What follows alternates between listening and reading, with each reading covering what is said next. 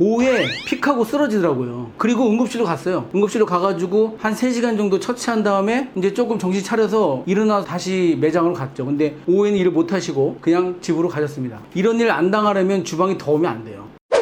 자, 여러분 안녕하세요. 주방대장 민쿡입니다. 오늘 아침에 그 단톡방에 이런 내용들이 올라왔어요. 저희 이제 식당 성공의 단톡방에 어떤 사장님이 주방이 꽤 큰 주방이었거든요. 너무 더워서 제습기를 설치하면 어떠냐, 그 왜 제습기를 설치하냐고 물어봤더니 열기도 덥지만 습도 때문에 너무 느끼는 것 같다. 그래서 제습기를 알아봤더니 제습기 회사에서는 대형 제습기를 설치하면 아무래도 덜 덥지 않을까 이야기를 하더라고요. 근데 제가 쓸데없는 돈 쓰지 말라고 그랬습니다. 그건 아무 소용이 없어요. 제습기를 갖다 놓는다 해도 조리를 하고 나서 그 열기가 사람을 거쳐서 올라가기 때문에 후드로 이제 빠져나가기 때문에 제습기로는 감당이 안 되고 그거는 뭐 아무 소용이 없는 겁니다. 제습기 회사에서 어쨌든 뭐 팔아먹으려고 괜찮다고 하겠죠. 제가 요리를 배울 때 그 시절의 주방은요, 주방에 에어컨 온다는 거는 뭐 상상도 못한 일이었습니다. 일식집에서 일할 때 기억에 남는 집이 있었는데 너무 더워서 기억에 남거든요. 그냥 일을 하면은 그냥 런닝 셔츠를 입고 반바지 입고 쓰레빠 신고 이랬는데도 더워요. 그래도 계속 발에다 물을 뿌리고 머리 수건 이렇게 수건 두르고서 땀 닦아가면서 그렇게 일하던 시절도 있었어요. 아주 그 초창기 때 요리를 배울 때 그랬거든요. 근데 그 집이 왜 그렇게 더운지 모르겠지만 제가 한동안은 윤활유 회사에서 일을 했었는데 어느 공장에 가니까 외국인 노동자가 방염복, 페인트가 묻지 말라고, 그 다음 마스크를 쓰고 안경을 쓰고 페인트를 막 칠하는 그런 공간에서 일하는 사람이 있었거든요.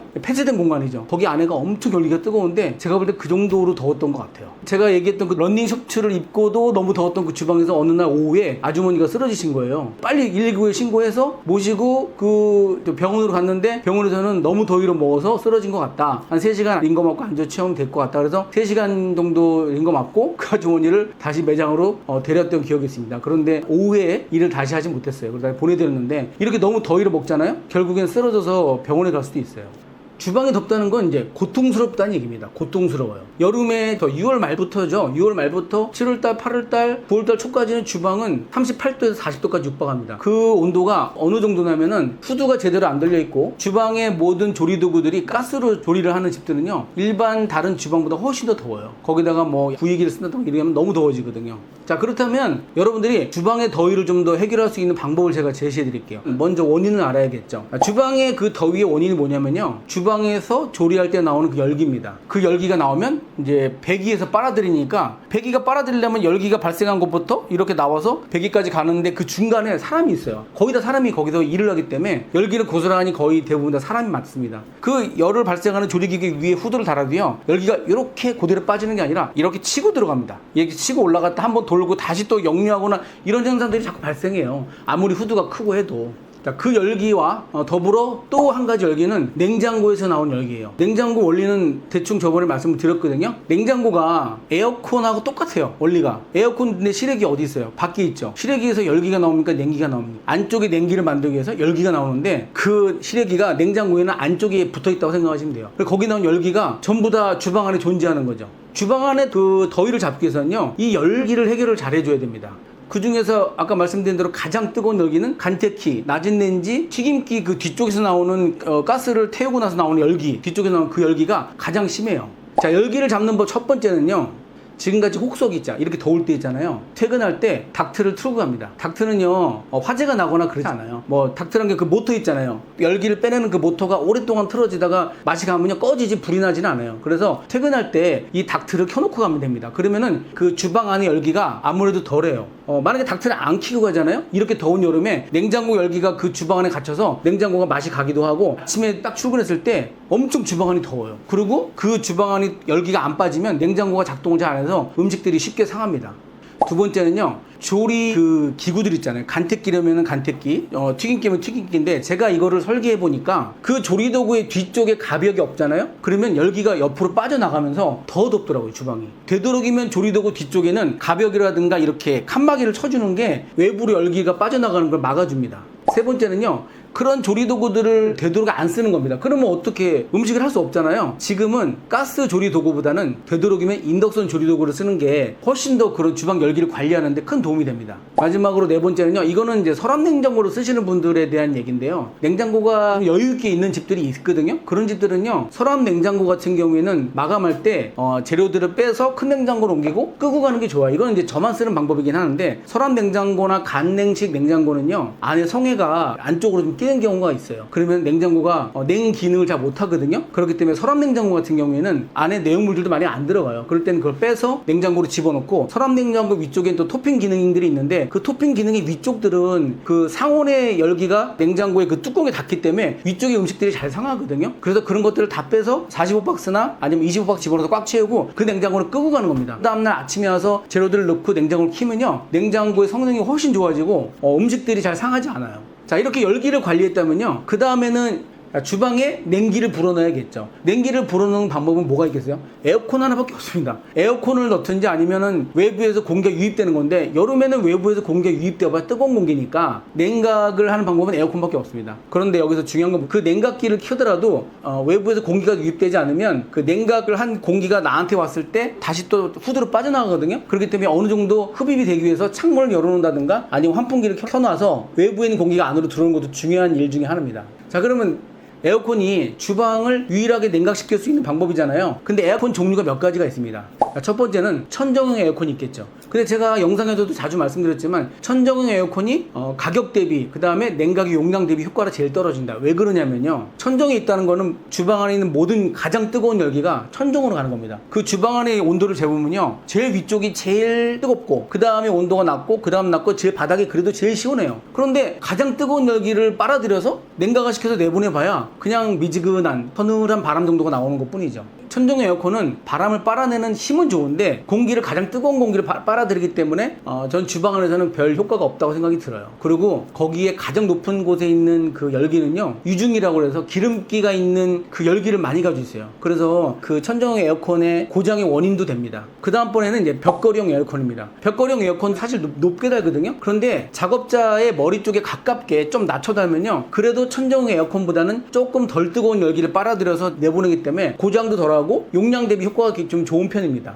다음은 스탠드 에어컨인데요, 제가 볼 때는 스탠드 에어컨이 가장 효과가 좋습니다. 왜 그러냐면요, 자리 차지를 하긴 하지만 가장 낮은 곳에 있는 그 공기를 빨아들여 가지고 내보내주는 거기 때문에 가장 큰 효과를 낸다고 볼 수 있어요. 그 다음에 에어컨 중에는 또 뭐 수냉식 에어컨도 있고 코끼리형 에어컨도 있습니다. 그 에버랜드 같은 데 보면은 외부에서 행사하거나 그럴 때 행사를 주관하는 사람 뒤통수에 바람을 빼주는 게 있는데, 그 에어컨도요, 사실은 거기는 찬바람이 나오지만 아래쪽엔 뜨거운 바람이 나와요. 그 뜨거운 바람을 멀리 내보내야 되는데 실내에서 그걸 사용하게 되면은 그 뜨거운 바람을 외부로 빼주는 배관이 더 필요해요. 그리고 코끼리 에어컨은 등치가 커서 굉장히 큰 자리를 차지하게 됩니다. 배관까지 연결해서 놓으려고 그러면요, 가로 1200에 폭이 600 정도의 자리가 필요해요. 그렇기 때문에 코끼리 에어컨은 주방의 면적을 너무 많이 차지하고 면적을 차지하는 것에 비해서 효율이 더 많이 떨어집니다. 다음에 뭐 수냉식 에어컨 같은 것도 있어요. 그거는 우리나라에 잘 쓰진 않는데 그 물을 냉각을 살짝 식혀가지고 그 바람을 해주는 건데, 그 수냉식 에어컨은 습도가 좀 높은 편이고 생각보다 에어컨처럼 시원하지 않습니다. 제가 이번에 라오스 갔을 때 라오스에서 그 에어컨을 많이 쓰더라고요. 전기세를 덜 먹어서 그런지 외부에서 그 에어컨을 많이 쓰더라고요. 근데 사실 그거는 아주 뜨거운 열기를 식혀주는 역할을 할 뿐이지 이 갇혀지는 어떤 주방 안에서 역할은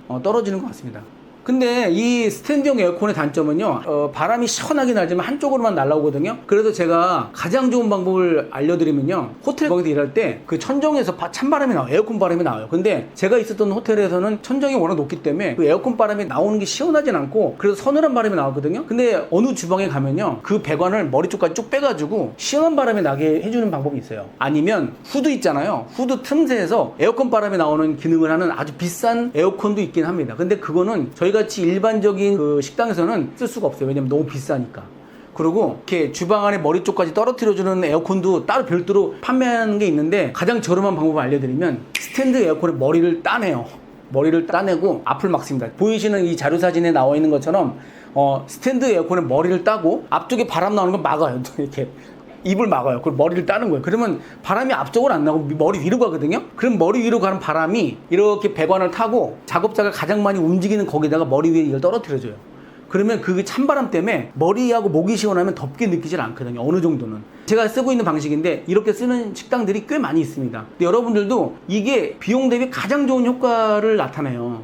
아까도 말씀드렸지만 제습을 한다고 주방이 시원해지지 않습니다. 그것보다는 그 자리에 차라리 스탠드 에어컨을 설치하고 그 위에 머리를 배관을 빼가지고 작업자 머리 위에 올려놓은 겁니다. 근데 이때 주의할 점 한 가지 있어요. 이 배관을 일반 자바라로 하면요, 배관에서 나온 열기가 가다가 다 뜨뜻해져서 나와요. 반드시 이거는 전문 업체에 의뢰해서 배관을 보온재로 싸줘야 돼요. 그리고 배관의 그 길이 비율이 있거든요. 그 길이 비율에 맞춰가지고 공기를 배분해야만이 똑같이 바람이 또 나오더라고요. 무조건 배관을 그냥 연결한다고 다 똑같은 바람이 나오는 게 아니라 비율대로 연결을 좀 해줘야 돼요. 그래서 전문 에어컨 업체한테 이걸 의뢰해서 스탠드 에어컨을 머리를 따고 입을 막고 머리 위로 뽑아서 작업자들 머리 위에 떨어뜨려주면 훨씬 시원합니다. 저희 매장에서는 초밥다이에서는 머리 위로 바로 에어컨이 나오게 해놔요. 왜냐면 초밥은 공기가 차가워야 되기 때문에 되도록이면 거기는 무조건 되게 시원하게 하고요. 그리고 또 그 초밥다이 같은 경우에는 어떤 방식이 좋으냐면은 홀에 에어컨을 빵빵하게 만들어 놓고 안쪽으로 바람을 들어오게 해요. 그럼 홀 에어컨 바람이 주방으로 들어오잖아요.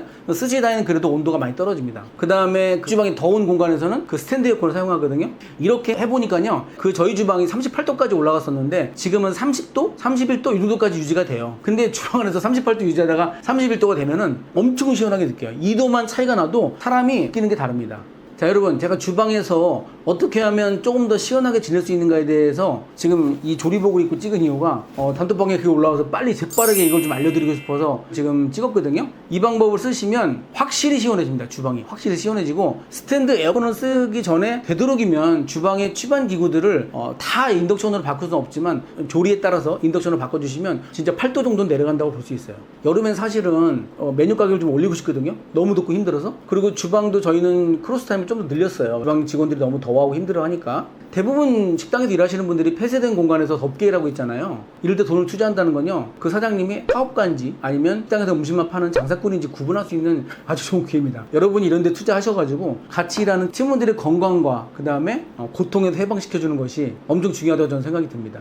자, 오늘 영상이 도움이 되셨다면 구독과 좋아요 부탁드리고요. 제가 매주 수요일날 10시부터 12시까지 여러분들한테 무료 컨설팅을 해드리려고 해요. 제가 찾아갈 시간이 좀 안 되니까 여러분들이 식당 성공의 채널에 신청을 하시면 제가 스케줄을 잡아서 여러분들과 시간을 보내도록 하겠습니다. 뭐 너무 망설이지 마세요. 일단 신청해서 안 될 수도 있습니다. 시간이 뒤로 밀려서 있지만 먼저 선착순이기 때문에 언제든 연락 주시고, 만약에 못 오시면 제가 전화통화라도 해결할 수 있는 분들 해결해 드릴게요. 많은 분들 신청하시길 바랍니다. 지금까지 주방대장 민크였습니다. 감사합니다.